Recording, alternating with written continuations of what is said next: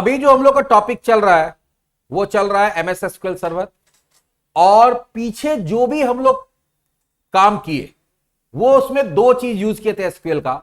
एक किए DDL, data definition language, जहां पे हम लोग क्रिएट अल्टर ड्रॉप यूज किए, चाहे वो टेबल बनाने के लिए, डेटाबेस बनाने के लिए, टेबल का स्ट्रक्चर चेंज करने के लिए, डेटाबेस का स्ट्रक्चर चेंज करने के लिए, टेबल को डिलीट करने के लिए, डेटाबेस को डिलीट करने के लिए, या फिर अभी हम लोग देखे पिछले वीडियो में ही देखे कि कांस्टेंट को डिलीट करने के लिए क्रिएट अल्टर ड्रॉप यूज किए। डेटा इंसर्ट डिलीट अपडेट किए, इंसर्ट स्टेटमेंट जो कि डीएमएल का था, टेबल में डेटा इंसर्ट करने के लिए इंसर्ट स्टेटमेंट, चेंज करने के लिए अपडेट स्टेटमेंट, डिलीट करने के लिए डिलीट स्टेटमेंट। लेकिन डेटा हम लोग स्टोर क्यों करते हैं? डेटा स्टोर इसलिए करते हैं कि इन केस बाद में अगर आपको कोई डेटा का जरूरत पड़े तो आप उस डेटा को निकाल के देख सके। अब मान लो यहां पे हम लोग एक ऑर्गेनाइजेशन रन कर रहे हैं, इंस्टीट्यूशन रन कर रहे हैं, तुम लोग हमको फी दे रहे हो, उसका हम लोग रिसीट तुमको देते हैं और उसका फिर एंट्री करते हैं अपने सॉफ्टवेयर के अंदर। तो एंट्री करते क्यों है? एंट्री करने के लिए तो इंसर्ट स्टेटमेंट लिख रहे हैं, लेकिन एंट्री करके क्यों रख रहे हैं? कि इन केस 6 महीना बाद 8 महीना बाद आगे कोई स्टूडेंट बोलता है सर देखिए तो मेरा कितना पे अभी तक फी पे हुआ है और कितना ड्यू है, तो मेरे पास रिकॉर्ड रहेगा तभी ना निकाल पाएंगे। तो अगर मान लो रिकॉर्ड तो डाल दिए इंसर्ट से, तो निकालना पड़ेगा ना भाई कि ये स्टूडेंट का हमको बताइए कितना फी जमा है, तो सारा रिकॉर्ड निकालना पड़ेगा, कब कब तुम फी दिए हो, कितना कितना दिए हो। तुम्हारा एग्जाम हो रहा है, अगर मार्क्स का स्टोर है तो फाइनल मान लो हमको मार्कशीट बनाना है, 4 एग्जाम हुआ, चारों का मिला के एक मार्कशीट बनाना है, तो मार्क्स स्टोर करके रखे निकालेंगे तभी तो मार्कशीट बन पाएगा ना। तो डेटा जब स्टोर करते हैं तो डेटा को निकाल भी सकते हो। डेटा को जो निकालने का प्रोसेस होता है उसको बोलते हैं क्वेरी करना। क्या करना? क्वेरी करना। क्वेरी का मतलब ही होता है सवाल करना। तो आप डेटाबेस से सवाल करेंगे और डेटाबेस डेटा के रूप में आपको क्या देगा? जवाब देगा। आप कोई सवाल करेगा और आपको क्या देगा? जवाब। तो हम लोग देखेंगे क्वेरिंग डेटा के डेटा कैसे निकालते हैं। तो डेटा निकालने के लिए आपको यूज करना पड़ता है डीक्यूएल। पहले डीक्यूएल होता था, अब डीएमएल में ही सेलेक्ट डाल दिया गया। तो उसमें एक सेलेक्ट नाम का स्टेटमेंट, जैसे इंसर्ट डिलीट अपडेट जैसे डीएमएल में होता है, तो अब डीएमएल में ही क्या डाल दिया गया? सेलेक्ट। लेकिन पहले जब हम लोग पढ़े थे उस समय का जो बुक्स होता था, नोट्स होता था, उस समय हम लोग को पढ़ाया गया था कि एक अलग कैटेगरी था डीक्यूएल, डेटा क्वेरी लैंग्वेज, उसमें सिर्फ एक ही स्टेटमेंट होता था, दैट इज सेलेक्ट। लेकिन मॉडर्न डीबीएमएस में क्या किया गया कि सेलेक्ट को भी कहां डाल दिया गया है? डीएमएल में डाल दिया गया। तो बहुत जगह आपको डीएमएल में सेलेक्ट भी मिल जाएगा। तो हो सकता है इंटरव्यू में कोई पूछ दे, अब तुम बोल दो डीक्यूएल, तो बोलेगा नहीं तो डीएमएल में आता है। तो जो लोग नया पढ़ाई किया है पिछला 8-10 साल में, अगर वो आपका इंटरव्यू ले रहा है और वहां तुम डीक्यूएल बोलोगे तो हो सकता है कि वो ना समझे, लेकिन जो पुराना लोग है वो डीक्यूएल समझेगा। तो चलिए आप उसको डीक्यूएल मानिए कुछ भी, सीधा सीधा बात है। डेटा निकालने के लिए कौन सा स्टेटमेंट का यूज होता है? सेलेक्ट। तो SQL provide the select statement to access and retrieve data from the server. Server से अगर आपको डेटा निकालना है तो एक्सेस करना है तो हम लोग किसका यूज करते हैं? सेलेक्ट स्टेटमेंट का। A select statement prompts the server to prepare a result and return it to the client application। तो select statement क्या बताता है? सर्वर को क्या प्रॉम्प्ट करता है, क्या इशारा करता है कि भाई आप एक रिजल्ट बनाइए और वो रिटर्न कर दीजिए किसको? क्लाइंट एप्लीकेशन को, जो भी क्वेरी कर रहा है। अब क्लाइंट एप्लीकेशन या तो मैनेजमेंट स्टूडियो हो सकता है, या फिर आपका कोई वेबसाइट हो सकता है, आपका कोई मोबाइल ऐप हो सकता है, आपका कोई विंडो एप्लीकेशन हो सकता है, जिसके थ्रू आप क्या कर रहे हैं? क्वेरी कर रहे हैं। The keyword select from and where make the basic select statement। अगर एकदम बेसिक सेलेक्ट स्टेटमेंट बनाते हैं तो उसमें जो यूज होता है उसमें 3 कीवर्ड यूज होता है, सेलेक्ट, फ्रॉम और वेयर। वेयर भी नहीं यूज कर सकते, लेकिन सेलेक्ट और फ्रॉम आपको हर क्वेरी के अंदर यूज करना ही करना पड़ेगा। अब अगर यहां देखोगे तो यहां पे इसका सेंटेंस क्या होता है? तो सेलेक्ट है।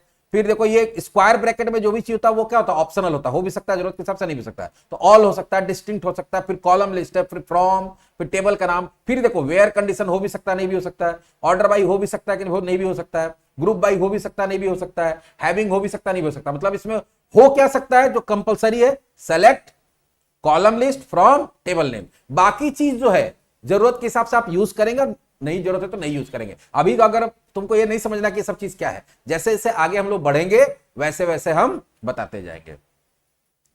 अब बात है कि भाई आपको प्रैक्टिस करना है, तो प्रैक्टिस करने के लिए डेटा निकालना होगा, और डेटा निकालने के लिए आपके पास डेटा होना चाहिए। आप सोचो कि आप खुद से टेबल बनाओगे, उतना डेटा डालोगे, उतना सोचोगे, बहुत टाइम लगेगा। तो बहुत सारा सैंपल डेटा बेस इंटरनेट पर आपको मिलता है, जिसको आप डाउनलोड करके अपने सर्वर के साथ अटैच कर सकते हैं और उस पर प्रैक्टिस कर सकते हैं, क्योंकि उसमें हजारों लाखों रिकॉर्ड पहले से है। तो जब आपको सीखना है तो आपको हजारों लाखों रिकॉर्ड चाहिए। तब जाके आप उस पर अच्छे से सीख सकते हैं। हर तरह का डेटा चाहिए, तो हर तरह का डेटा भी तुम नया नया सीख रहे हो तो तुम बना नहीं सकते, तुमको पता ही नहीं कहां क्या डेटा स्टोर होता है।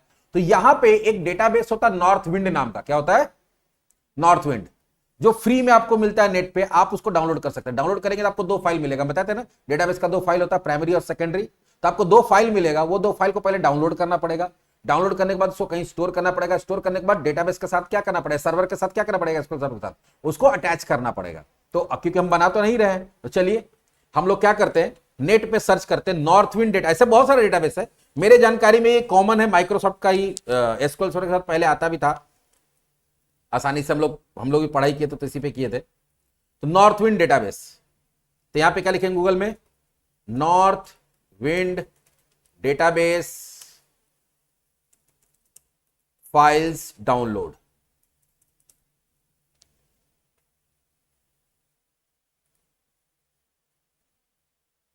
है ना, सीधे माइक्रोसॉफ्ट में मिल रहा है, क्लिक किए,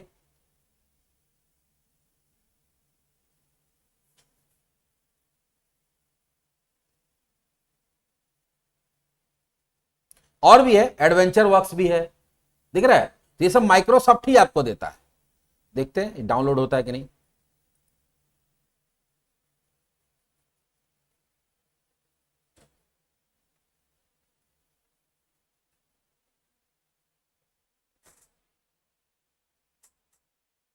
अच्छा, ये तो सीधा एसक्यूएल फाइल दे रहा है, फिर इसको रन कराना पड़ेगा। अच्छा, एडवेंचर वर्क्स वाला देखते हैं।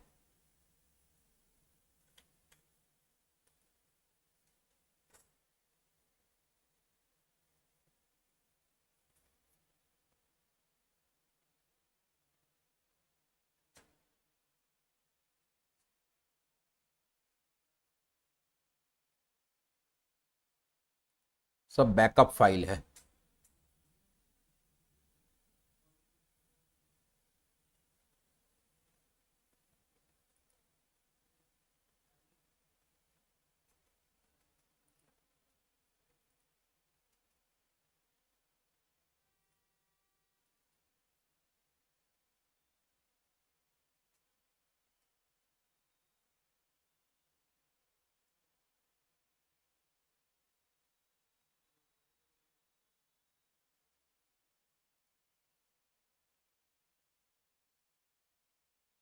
एक बैकअप फाइल है, उसको डाउनलोड करें, मतलब बैकअप को रिस्टोर करेंगे। क्या करेंगे?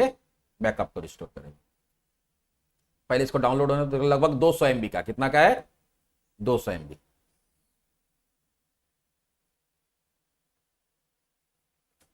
तो यहां पे हम लोग सर्च किए थे तो हमको ये मिला था। यहां से कहां गए हम लोग, एडवेंचर वर्क्स वाले में गए, और यहां पे कोई भी बैकअप फाइल एक उठा लो, जैसे हम ऊपर वाला वही उठा लिए, लगभग 2022 वाला लेटेस्ट।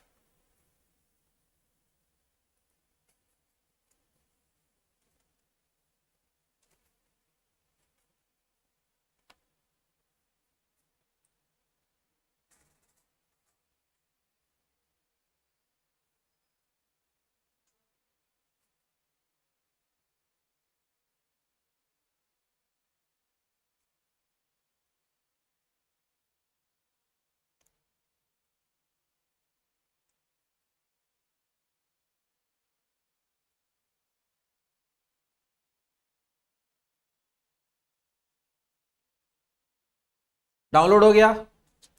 अब एसक्यूएल सर्वर आप खोलेंगे और उसको यहां पे अपने ऑब्जेक्ट एक्सप्लोरर में जाएंगे। अगर ऑब्जेक्ट एक्सप्लोरर नहीं है तो व्यू में जाकर ऑब्जेक्ट एक्सप्लोरर ला सकते हैं। अब उसको रिस्टोर करना, तो डेटाबेस पे जाएंगे, राइट क्लिक करेंगे, ये देखो डेटाबेस है ना, और यहां क्या करेंगे, रिस्टोर डेटाबेस, क्योंकि वो बैकअप फाइल है, तो बैकअप फाइल को रिस्टोर करेंगे तो वो आ जाएगा। जैसे रिस्टोर में जाएंगे थोड़ा टाइम लेगा, फिर उस फाइल को सेलेक्ट करना पड़ेगा यहां पे जिसको आपको रिस्टोर करना है। खुला। अब यहां पे कहां जाएंगे, डेटाबेस की जगह कहां जाएंगे, डिवाइस में। यहां पे सेलेक्ट किए, अच्छा डिवाइस, और यहां पे क्या करना पड़ेगा, फिर से देखो ये ऐसा खुला था, तो डेटाबेस की जगह कहां जाएंगे हम लोग, क्योंकि हमारे पास तो पहले से डेटाबेस है नहीं, तो हम लोग कहां चले जाएंगे, डिवाइस में। फिर यहां ब्राउज में जाएंगे और फिर यहां पे क्या करेंगे, उस फाइल को ऐड करेंगे, ऐड। अब मेरा कहां डाउनलोड हुआ था वो, मेरा डाउनलोड हुआ था वो डाउनलोड्स के अंदर। कहां डाउनलोड हुआ था, डाउनलोड्स। तो जाएंगे सी के अंदर, कहां जाएंगे, यूजर्स, यूजर्स के अंदर जो मेरा यूजर है आईएससी, उसके अंदर गए,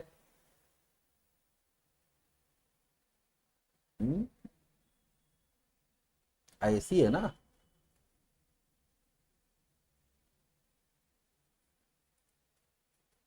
अच्छा एक काम करते हैं, अगर यहां नहीं मिल पा रहा है तो उसको हम लोग उठा के ले आते हैं नॉर्मल जगह पे, डाउनलोड्स में जाते हैं और ये जो बैकअप फाइल इसको कहां डाल देते हैं, डी ड्राइव में, कहां डाल देते हैं, जहां वो आसानी से मिल जाए।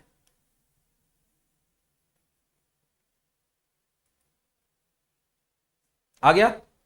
अब आते हैं यहां पे ऐड, कहां चले जाएंगे, डी ड्राइव में, डी ड्राइव, डी ड्राइव में गए।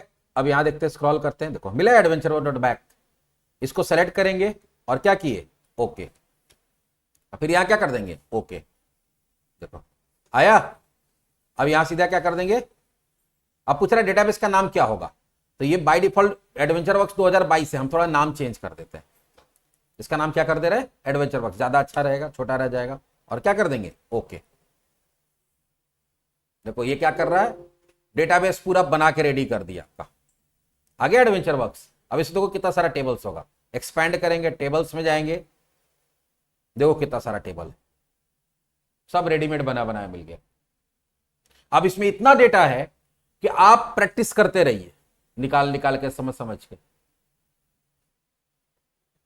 मजा आया। तो आप किसी भी डेटाबेस पे काम करना तो क्या करना पड़ता है, पहले उस डेटाबेस को ओपन करना पड़ता है, तो पहले क्या करेंगे, यूज एडवेंचर वर्क्स, सेलेक्ट किए, रन करा दिए,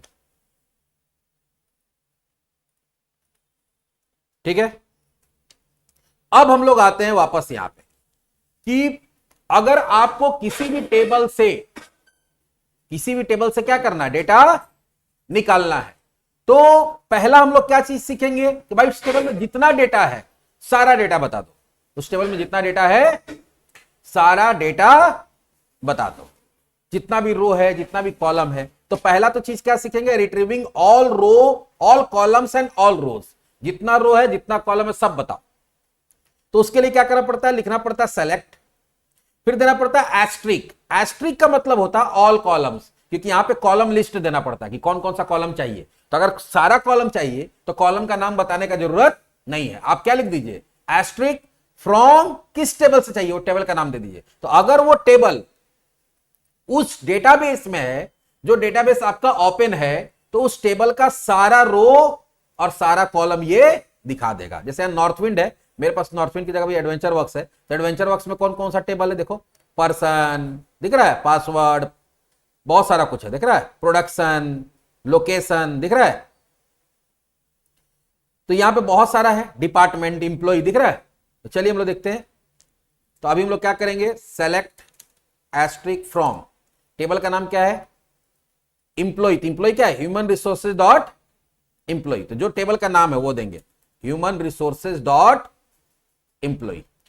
तो सेलेक्ट एस्ट्रिक फ्रॉम, ये टेबल का नाम है, रन कराते हैं, देखो इसमें जितना भी कॉलम्स था वो सारा कॉलम आ गया, दिख रहा है, और इसमें जितना भी तुम्हारा रो होगा सारा रो आया। और भी देखते हैं कौन कौन सा टेबल है, डिपार्टमेंट है, तो यहां पे अगर डिपार्टमेंट का निकालना तो क्या करेंगे, select asterisk from human resource dot department, sorry. अब बोलोगे सर यहां पे टेबल नेम में ये ह्यूमन रिसोर्सेज क्या है, ये क्या है, एक्चुअली इसको स्कीमा बोलते हैं। जो ह्यूमन रिसोर्सेज हो गया, टेबल का नाम इंप्लॉय डिपार्टमेंट है, ये क्या है, स्कीमा है। स्कीमा क्या होता है, अगर डेटाबेस बहुत बड़ा है तो उसमें अलग अलग चीज से रिलेटेड अगर डेटा है, जैसे मान लो तो ह्यूमन रिसोर्स इंप्लॉइज से रिलेटेड जो डेटा है उसको लिए एक अलग से, जैसे मतलब फाइल्स को कैसे एक मेन फोल्डर बनाया, उसके अंदर फिर बहुत सारा सब फोल्डर बनाते हैं और उसके अंदर फिर डेटा रखते हैं, तो डेटा तो टेबल हो गया। लेकिन ये क्या हो गया कि अगर एक डेटाबेस में बहुत तरह का टेबल है तो उसको ग्रुप करने के लिए क्या बनाना पड़ता है, स्कीमा बनाना पड़ता है, तो ये स्कीमा है। देखो ये देखो सारा डिपार्टमेंट का डिटेल्स आ गया, कौन कौन सा डिपार्टमेंट हमारे यहाँ है। उसी तरह से यहां पे सैकड़ों टेबल तुमको दिख रहा होगा, प्रोडक्शन है, सेल्स है, दिख रहा है। मान लो कि यहां पे तुमको कस्टमर का चाहिए तो क्या देंगे, सेल्स डॉट कस्टमर, सारा डेटा देखना तो क्या लिखेंगे, select asterisk from sales dot customer.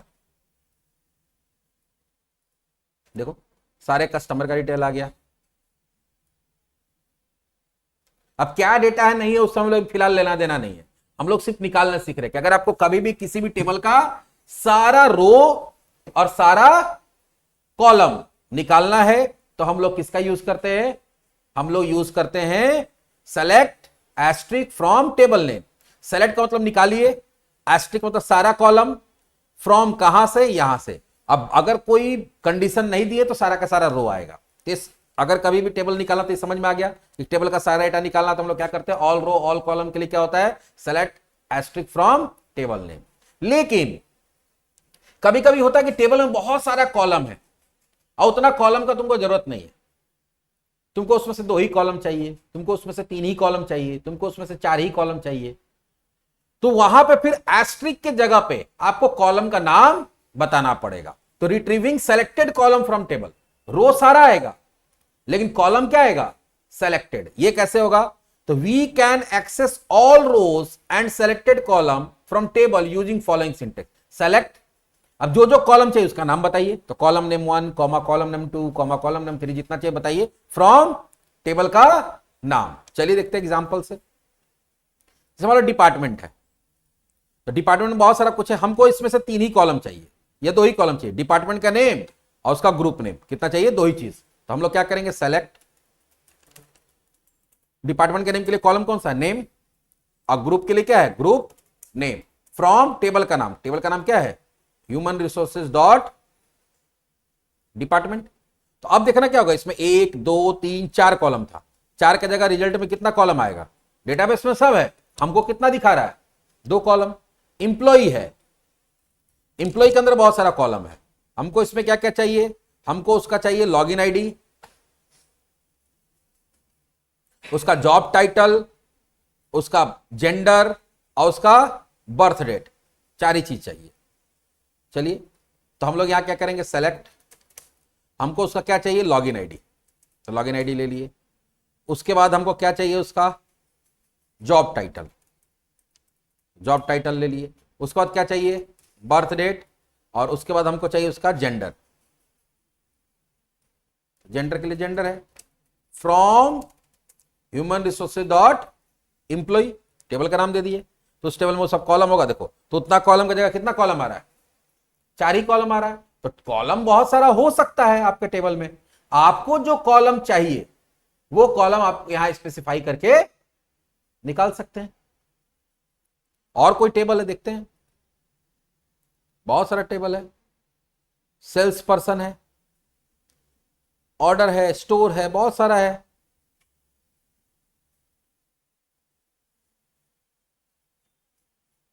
Address है, चलो एड्रेस में चलते हैं, कॉन्टेक्ट डॉट एड्रेस है ना, पर्सन डॉट एड्रेस है। तो सेलेक्ट, पहले सेलेक्ट एस्ट्रिक कर लेते हैं, asterisk from person dot address.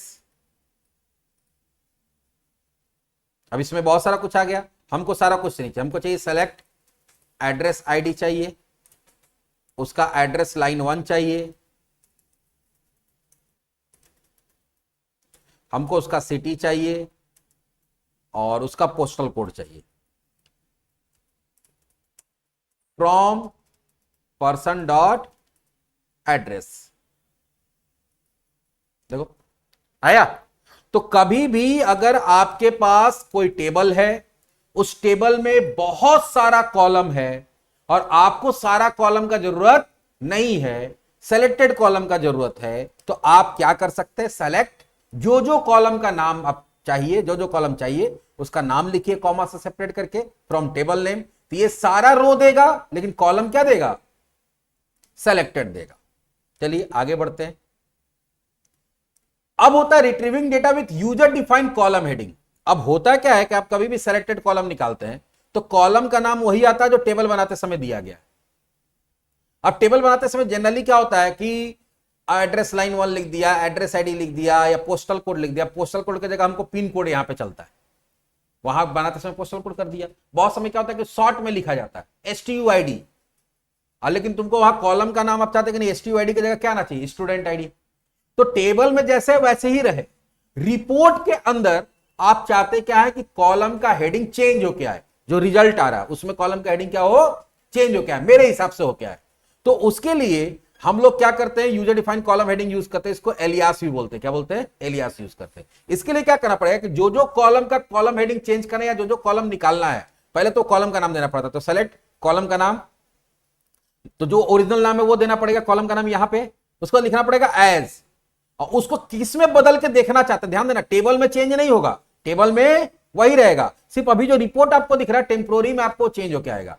तो यहां ओरिजिनल कॉलम का नाम एज जो आप देखना चाहते हैं, कॉमा दूसरा कॉलम का ओरिजिनल कॉलम का नाम एज जो आप देखना चाहते हैं, कॉमा, ऐसे करके जितना चाहे उतना हम लोग दे सकते हैं। ठीक है, तो इसको लिटरल्स भी बोला जाता है। क्या बोला जाता है? लिटरल्स या यूजर डिफाइंड हेडिंग्स बोलते हैं। तो चलिए देखते हैं कैसे होगा। मान लो यही है, तो हम लोग क्या चाहते हैं कि एड्रेस आईडी की जगह आईडी आए, तो हम लोग पहले ओरिजिनल कॉलम का नाम देंगे, एज अ सिंगल कोट्स में क्या दे देंगे? आईडी। तो डेटा दिखेगा एड्रेस आईडी का, लेकिन यहां पे नाम क्या दिखेगा? आईडी। फिर एड्रेस लाइन 1 है तो लिखेंगे एड्रेस लाइन 1, लेकिन हम वहां क्या चाहते हैं? सीधे एड्रेस आएगा, लाइन 1 सब नहीं चाहिए हमको। सिटी है, सिटी तो सिटी ही रहेगा, उसमें कोई चेंज करने की जरूरत नहीं है, तो छोड़ देते हैं, सिटी को सिटी रख देते हैं। पोस्टल कोड की जगह हमको जो, ऐसा नहीं कि सबका चेंज करना है, अगर जो सही लग रहा है उसको वैसे ही छोड़ दिए, हमको सिटी चाहिए जैसे है वैसे ही चाहिए, लेकिन पोस्टल कोड को चेंज करना है, तो पहले ओरिजिनल लिखेंगे, पोस्टल कोड एज, और यहां नाम दे देंगे क्या? इंडिया में क्या चलता है? Pin code. फ्रॉम जो टेबल का नाम है, पर्सन डॉट एड्रेस। देखते हैं क्या आ रहा है? आईडी, एड्रेस लाइन 1 की जगह क्या आ रहा है? एड्रेस, सिटी तो सिटी था, और पोस्टल कोड की जगह क्या आ रहा है? पिन कोड आ रहा है। तो हम लोग अगर चाहें तो रिपोर्ट के अंदर, टेबल के अंदर सेम ही रहेगा, दोबारा देखो यहां निकालने जाएंगे तो ऐसा नहीं कि टेबल में चेंज हो गया, टेबल में वही है, सिर्फ आपके रिपोर्ट में जब ये क्वेरी रन हो रहा है तो लाते समय बीच में क्या कर रहा है? चेंज करके ला रहा है। क्लियर हो गया?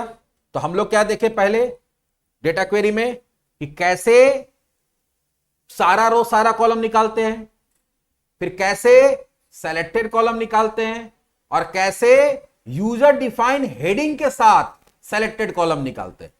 क्लियर? तो सारा कॉलम निकालना होगा तो एस्ट्रिक दे देंगे, और सेलेक्टेड कॉलम निकालना होगा तो कॉलम का नाम दे देंगे, और अगर सेलेक्टेड कॉलम क्या है, अगर तुम्हारा यूजर डिफाइन हेडिंग के साथ चाहिए तो हम लोग क्या करेंगे? कॉलम के साथ एज करके सिंगल कोट्स में क्या दे देंगे? सिंगल कोट्स में उसका नाम दे देंगे। ये शायद एक तरीका और से भी होता है, जैसे है ना, एज करके भी देते हैं, और शायद ऐसे भी होता है, हमको जहां तक याद आ रहा है, ID equals to address ID, ऐसे भी दे सकते हैं। पहले क्या दे दीजिए? एलियास दे दीजिए, इक्वल्स टू ओरिजिनल कॉलम का नाम दे दीजिए। इसको इस तरीके से भी, बहुत जगह आपको इस तरह से भी देखने को मिल जाएगा। तो आप बोलिएगा सर ये तो ऐसे नहीं पढ़ाए थे सर मेरे, वो तो दूसरे तरीके से पढ़ाए थे, तो बहुत जगह ऐसे भी होता है। आप पहले क्या करिए? इसको लिख दीजिए, और फिर इक्वल्स टू करके, तो उसमें एज वगैरह नहीं लिखना पड़ता। देखो सेम आउटपुट आएगा। आया? तो आप या तो एलियास इक्वल्स टू क्या दे दीजिए? ओरिजिनल कॉलम का नेम, या original column name as alias दे दीजिए।